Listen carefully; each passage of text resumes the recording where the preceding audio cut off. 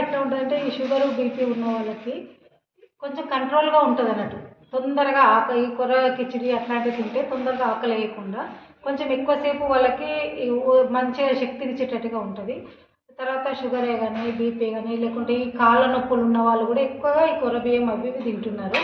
తర్వాత పిల్లలకి రక్తహీనత, చాలామంది పిల్లలకి ఇప్పుడు రక్తహీనత ఉంటుంది, వాళ్ళకు రాగి లడ్డు తయారు చేస్తాం అన్నట్టు.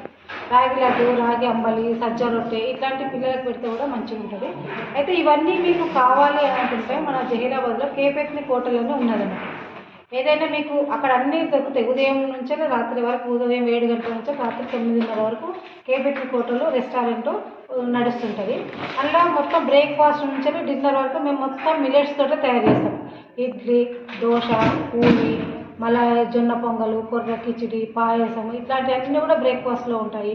లంచ్లో 3 రకాల రొట్టెలు ఉంటాయి, తర్వాత కిచిడి ఉంటుంది, పాయసం ఉంటుంది, జొన్న పొంగల్ ఉంటుంది, ఇవన్నీ కూడా ఉంటాయి. నైట్ కావాలన్న వాళ్ళకు మళ్ళీ పుల్కా కూడా తయారు చేసి ఇస్తాం. రొట్టెనే కాకుంటే రాత్రి లైట్ ఫుడ్ కావాలనుకుంటే కూడా పుల్కా అట్లాంటివి తయారు చేసి ఇస్తాం అన్నట్టు. మీకు ఏదైనా కావాలంటే కేపెత్ని హోటల్కి వచ్చేసి తీసుకోవచ్చు. దక్కన్ డెవలప్మెంట్ సొసైటీ జహీరాబాద్ వారి ఆధ్వర్యంలో గత 25 సంవత్సరాల నుండి పాత పంటల జాతరను కొనసాగిస్తూ ఉన్నారు. నేడు జహీరాబాదు ప్రాంతానికి దగ్గరలో ఉన్నటువంటి వడ్డీ అనేటువంటి గ్రామంలో ఈరోజు ఈ యొక్క జాతరను కొనసాగిస్తూ ఉన్నారు.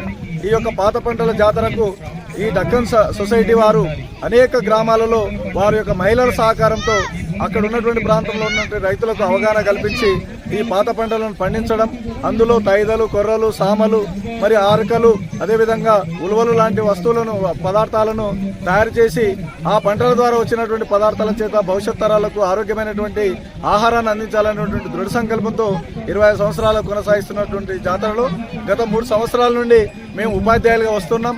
మరి ఇక్కడ వెంకన్న గత 10 సంవత్సరాల నుండి కూడా ఈ జాతరను సందర్శిస్తూ ఉన్నాడు. ఈ యొక్క